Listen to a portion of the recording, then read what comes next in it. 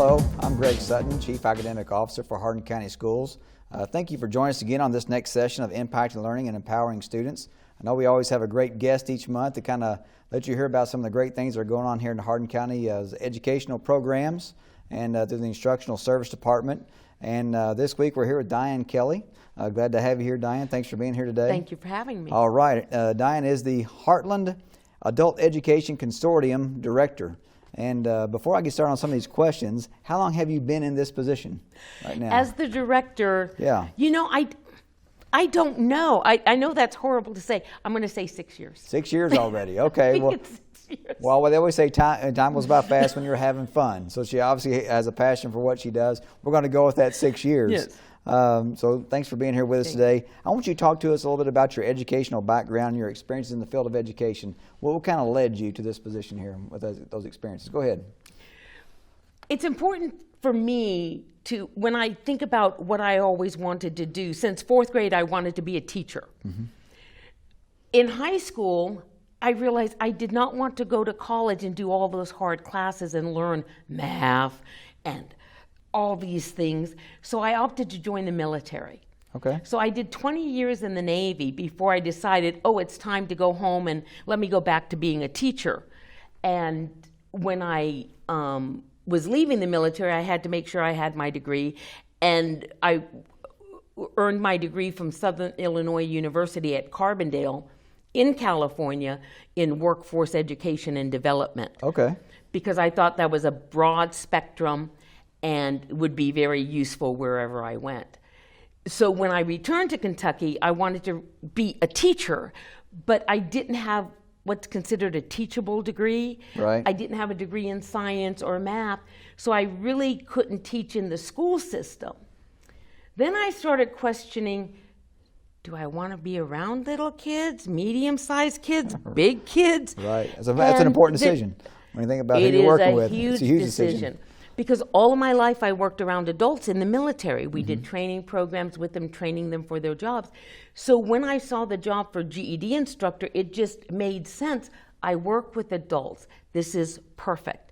And I started in August of 1997 in adult education when we were at Mulberry Helm. And I have taught the math classes, the reading classes, the ESL classes, the family literacy classes. I've taught at remote sites. Our first computer lab was me carrying 12 laptops on my shoulders into a building. But you've been doing this since 1997. 1997, and yes. just director for the past 6 years. Correct. So this has been something that you've been into for many years now. You're talking about almost 25 years. More than I was in the Navy. Longer than you in the Navy. So that's so that road that you took is not conventional in a sense, but like you said, if you didn't have a regular teaching certification, the workforce development that you got from, you mentioned Southern Illinois, that guided you to this position. It did. Because when we talk about adult education, it's not just about the GED program. It is about helping people enter into college. It is about helping people into the workforce. It is about helping businesses fine-tune their employees with their skill sets. And then after I was in this job for a while, I returned to school for my master's with WKU in Masters of Public Administration. Okay. So then I became the director. The coordinator. Yeah. Well, that's how you got involved. Right. That's your educational background. You know, when you took this job 6 years ago and you said to yourself, here's some of my short-term goals, here's some of my long-term goals. You had probably been in that position since 97 as a teacher, working with adults. When you took over as director, that was a little bit different mindset, probably. What were your short-term and long-term goals with that? My short-term goals were to survive the first year. My short-term goals were really to make sure that I was able to work with my staff and work with my students and my partners, because we have a lot of community partners. Okay. And try to learn more from that perspective, because I knew the classroom. I knew what was happening in a variety of classroom settings. But to go out and be the public face of adult education, I had to learn a lot more, obviously. And then my long-term goal, of course, was to make sure that we became the best program in the state, that we served our students, met our students' goals, but also served the community. And I think this is something a lot of people don't understand about adult education. We're not just about getting our students GEDs, because we have to serve the community. The community needs people that are qualified for jobs, not just GED, but higher education. Well The said. community needs people that are able to develop their work skills. So we go so much further than the GED because we also serve the community. We have partners, nonprofit organizations that we assist with, the colleges in the local area, the businesses in the local area. Well, we call ourselves the Heartland Adult Education Consortium, so I understand you're not just working with people just from Hardin County. Am I right by saying that? You Correct. probably service a larger area than that. Correct. Hardin County Board of Education is the fiscal agent for the Heartland Consortium. We operate Breckenridge County, Hardin, LaRue, Hart, and Marion County.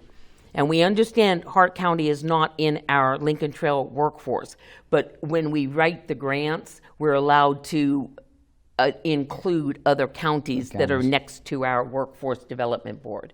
So we picked up Hart County. So you kind of answered this, but why do you feel like it's the best in the state?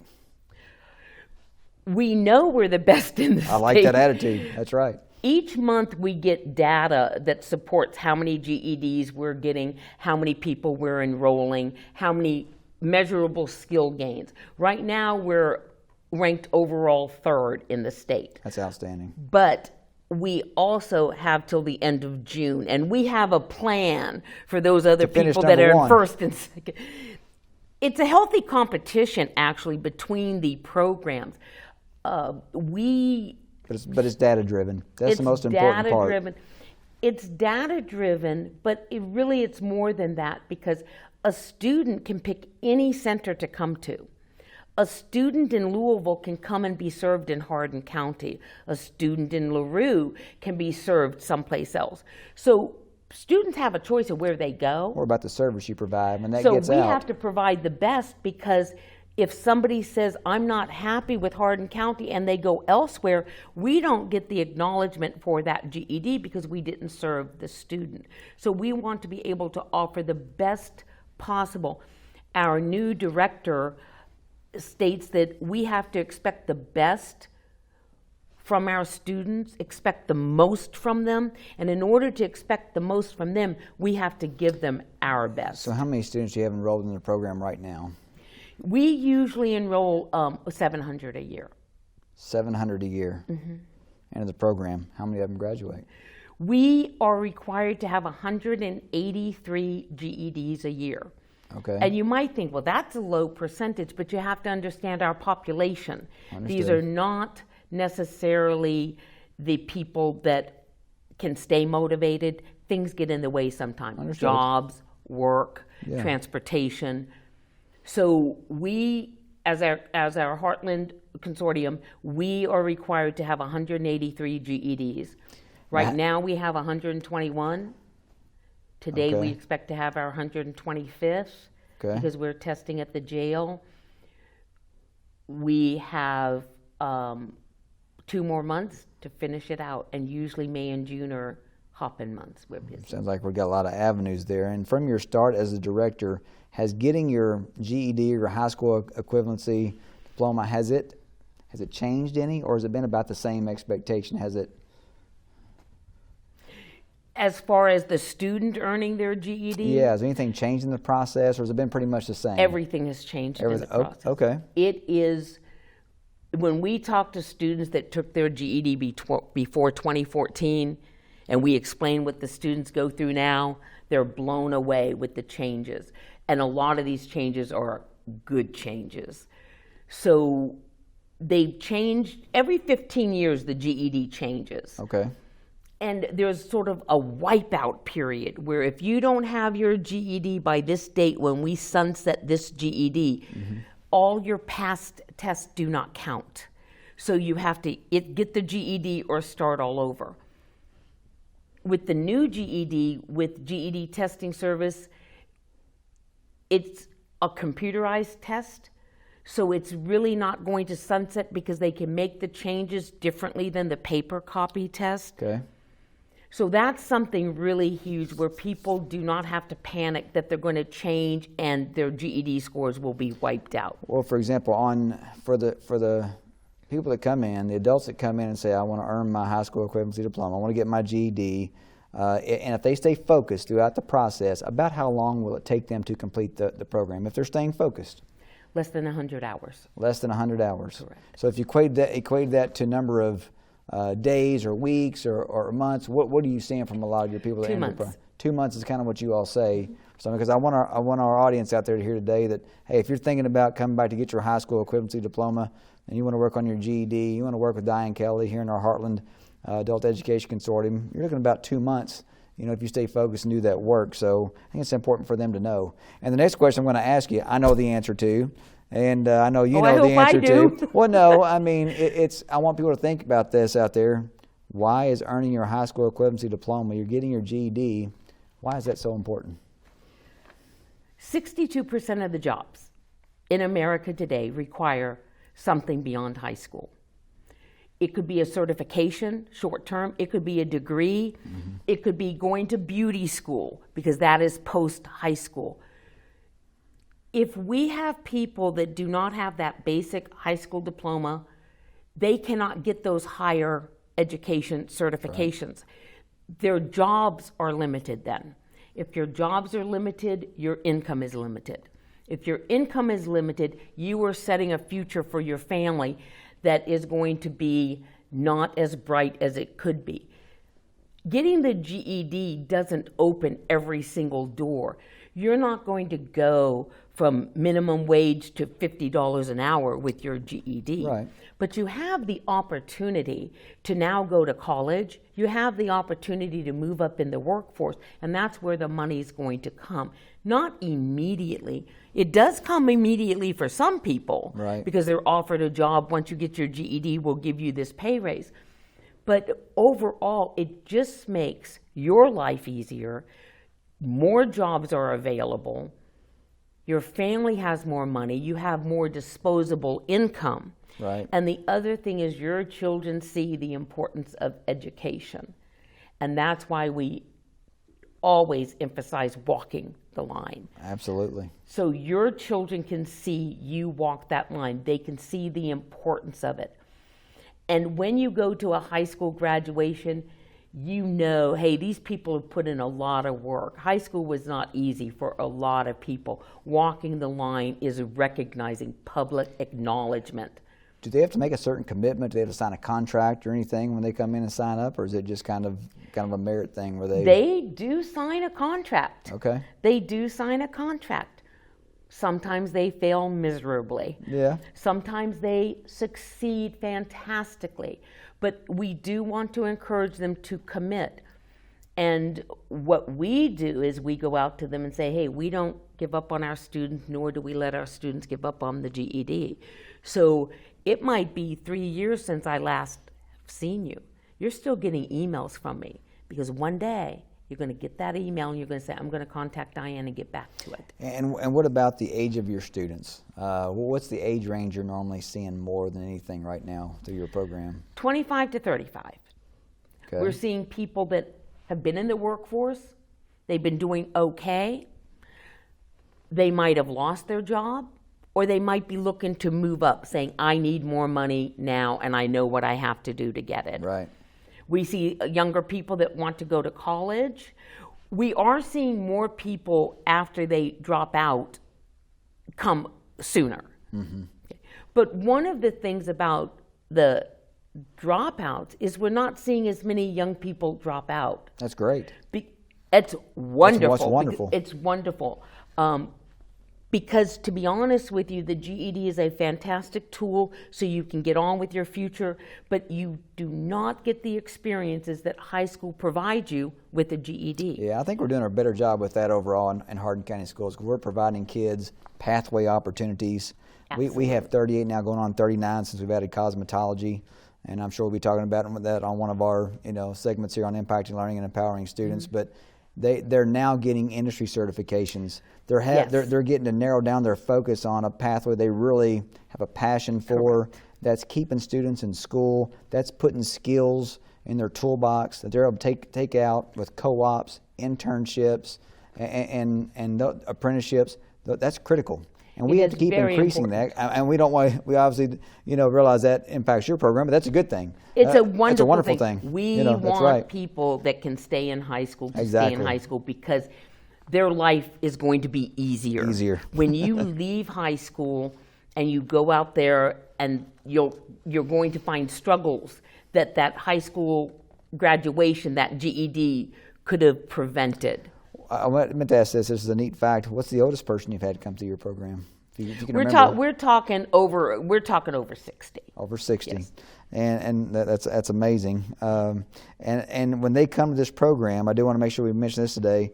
What are the areas that they're tested in? What do they have to show, proficiency in order for them to pass? There are 4 GED tests that they have to pass. Math. Okay. 55% of the math is algebra. Gotcha. Okay. The highest algebraic concept, I would say, would be functions. Mm-hmm. The hardest type problems would be the quadratic equations. Gotcha. For our students, because a lot of times they're kind of like, when will I use this in life? Right. I said, the day you take the test. There's a lot of benefits for understanding and learning this in the workplace. So math. Science. Science. And guess what's on the science test? I don't know. Math. Math. So there you go. There's a connection because math here. is everywhere. Okay. When you're talking about what's the probability of having a blue-eyed child when you have, so the Punnett squares, probability, permutations, combinations, social studies. Guess what's on the social studies test? Math. What percent of the population voted for John Smith? Right, reading graphs and charts. So math is everywhere. So if you want to teach GED classes, teach the math class because that's job security. Right. And then the RLA, which is the reasoning through language arts, which is the reading, the writing of the essay, and then language and grammar. Well, it sounds fairly, rigorous. So there's It some is work. very so there's rigorous. some work they have to put in for that, and They do. And that's good. Now, let me ask this question: is there a cost to the program? Does it cost them anything to go through the program? And The if so, how much? GED is $120. Okay. The state pays that. Okay. So the state will give each student 4 vouchers to take the 4 initial tests. After that, they have to pay a retest fee. It could be $10 to $30 or $36 depending on how many times they've taken the test. We at Heartland, we pay that because we've secured a Dollar General grant that helps pay for those second tests. I got you. So we, the only time one of our students would ever have to pay for a test is, let's say, they didn't show up for the first one. So if they put in the work, the test's going to be paid for them. We're going to pay for it, and we do not receive any money from a student to provide the instruction or the assessments that we provide. It's free. And that's good for people to hear out there. It's if they know if they want to do free. this, it's free. It's free. If they want to put in the commitment, we're willing to put in the time to help them. Talk about your support staff and how many people you have that work there right there in the Heartland Adult Education Consortium with you. How many people that work with you to make this happen? We have about 12 people on the Hardin County staff. Okay. Each county has the instructors that they need to teach the math and the reading. Some teach both.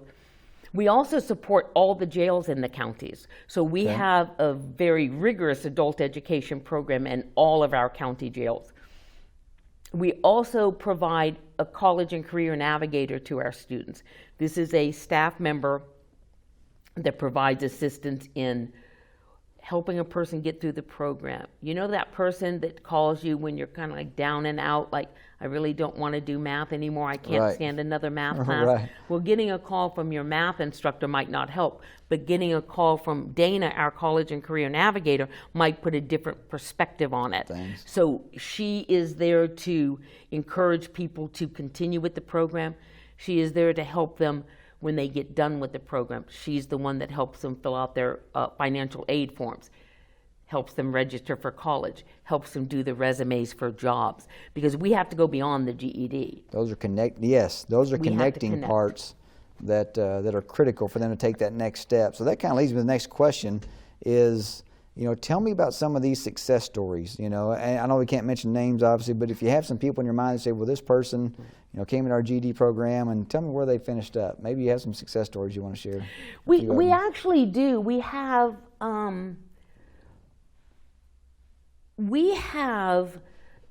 people that have these stories that are absolutely amazing.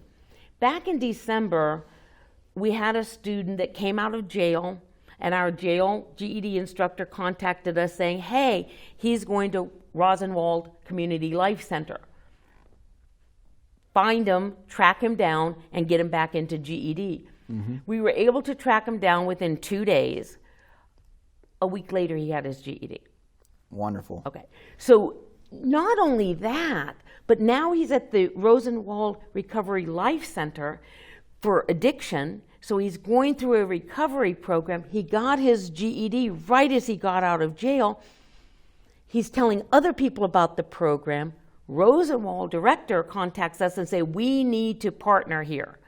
And in March, we graduated 3 more from the Rosenwald Community Life Center. That's a success story. So that is what we like to... Impacting lives, and people appreciate that, and they're reaching out to others saying, right. This Heartland Consortium is where you need to be for adult education. And one of the things we do is a weekend class where we, Friday night, cram math into them. Saturday, need a little bit more math. Sunday, we test you. Right. We had... The last time we did this in March, we had 2 people walk in with no GEDs passed. By Sunday, they both had their GED. It's amazing. Because they came in, they tested, they passed, they tested the next day. So they dedicated an entire weekend to this. Yeah. And one was heavily pregnant. Yeah. So she's just like, I need to do this. Yeah. She had a goal in mind. She's going to have a child. She's got to work for that for her family, and that's important that they see the need for that goal and support. And what you said earlier was, we're going to walk these people across the stage. People need to see the value in walking across that stage and receiving that diploma and where that's going to lead. Right. So.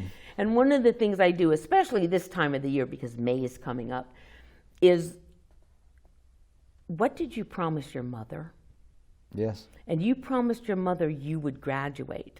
Now you need to graduate and walk the line for your mom. That's right. Because a lot of people my age walking the line, it's not, I don't need to walk a line, but when we convince them to walk the line, they see that public acknowledgement. Yes.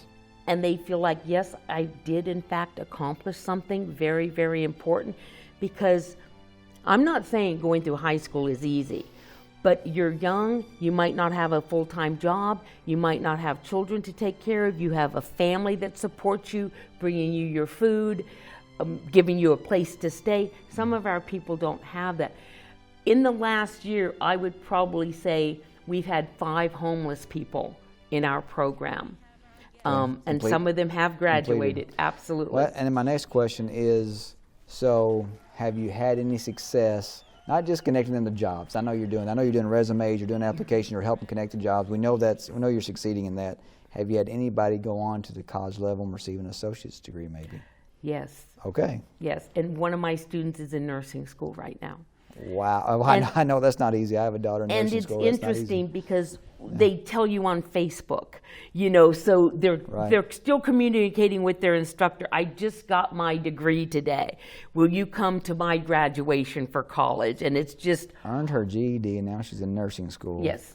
And they will come out making between $50 and more money than me. Between $50,000 and $70,000 a year easily. Correct. And probably more than that with the rates right now. But that's when you've really made even a bigger impact, when they continue that education and realize they can be successful. That's part of walking the line, the public acknowledgement. But you're going to be seeing some of the footage from the graduation on this segment today at our adult education program, and also on the screen today we're going to make sure we put on contact information for Ms. Diane Kelly and the phone number to the Heartland Adult Education Consortium office there if you want to reach out.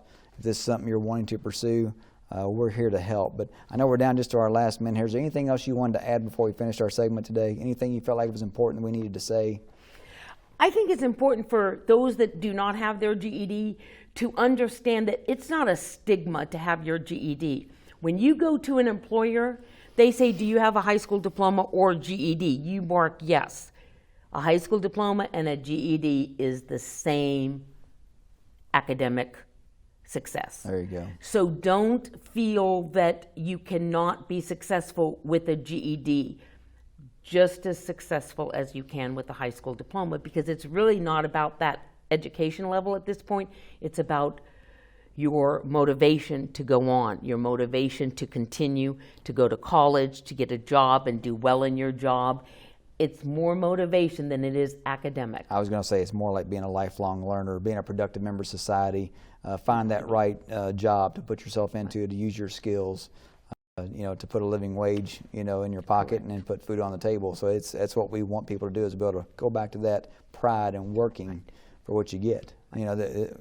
Society, we can't just give. We have to, want people to work. So thank you for joining us here today.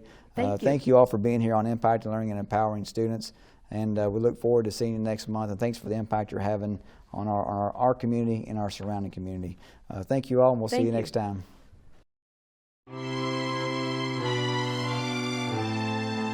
I just want to say thank you, Miss Kim, and for everybody at Rosenwall.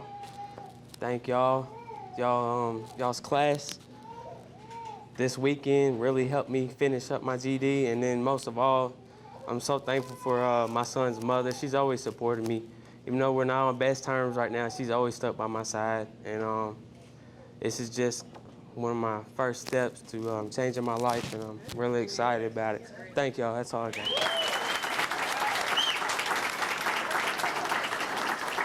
I'd like to thank my kids for being so great, my husband for always supporting me, all of you guys who did so wonderful. You guys are so supportive, so encouraging, very, very helpful. My family, who are states away but constantly encouraged me, my husband's family, but most importantly myself, for pushing myself so hard and not giving up. So thank you. Thank you.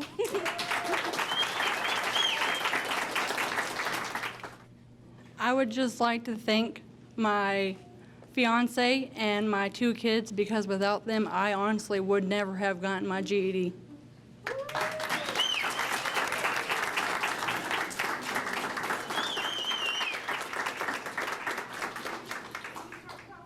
I start college in January.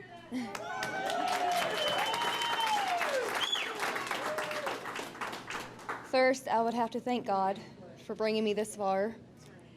Thank my family, church family, friends, for being there with me through this whole thing. There is a person missing in the crowd tonight. My dad passed away 10 years ago. So, kind of an emotional time, but an exciting time at the same time. And my kids really encouraged me to keep going. And I encourage anyone to just not give up no matter what you're facing. You can overcome it. And congratulations to all the graduates.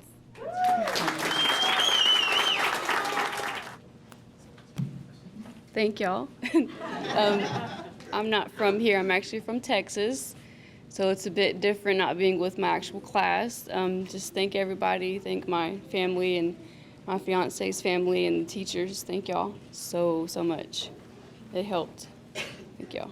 Okay, thank you. I just want to thank my family and my friends. Everybody that's here has been my big support system through it all, and I did it for my kids to show them that even though it took me 10 years, I still did it. Thank you.